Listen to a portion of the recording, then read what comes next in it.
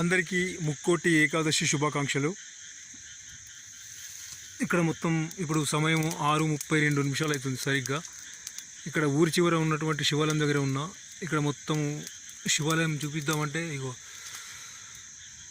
ఇక్కడ వెలుతురు ఉండదు, మొత్తం చిమ్మని చీకటి. నాకు ఇక్కడ రావాలంటే అక్కడ కనిపించే వెలుతురు లైట్స్ మినుగురు పురుగులా కనిపించేటి మొత్తం కామారెడ్డి.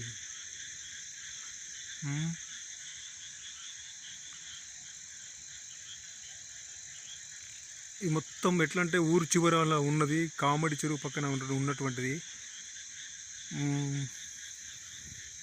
అయితే ఈ విషయం చెప్పాలంటే ఇక్కడ మీకు శివలింగాన్ని చూపిద్దామంటే ఒకసారి డే టైంలో చూపిస్తుంది, రాత్రి కదా. ఇప్పుడు ప్రదోషకాలం 6:33 అవుతుంది సమయము. ఇప్పుడు కనిపిస్తుందా శివుడు? మంట పెట్టినా మరి ఏం చేయాలి, ఇక్కడ వెలుతురు లేదు కదా. శివ ప్రదోష కాలం లోపల ఎప్పుడైనా చేస్తే మంచిది. ఈరోజు అందరూ శ్రీహరి మన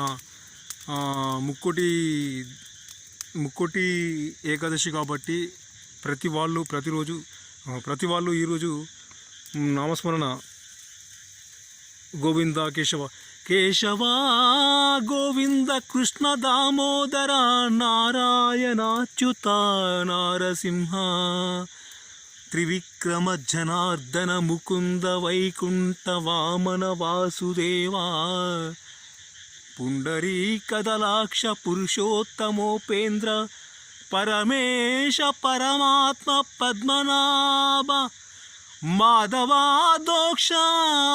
మధువైరి శ్రీహరి విష్ణు విశ్వాంబర విశ్వనాథ చిద్రూప శ్రీనివాస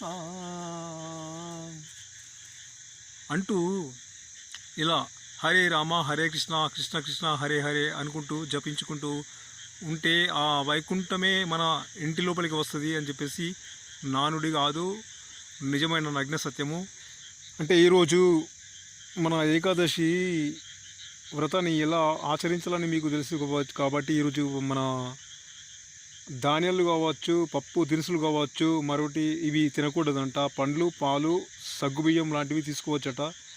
విష్ణు ఆలయానికి సందర్శించినప్పుడు విష్ణు ఆలయ అనే నామాన్ని జపిస్తూ వైకుంఠ ద్వారంలోకి ప్రవేశించాలి. అది కూడా ఉత్తర ద్వారం, తూర్పు పడమర ఉత్తర ద్వారం నుంచి వెళ్ళాలి. అది మీకు తెలిసే.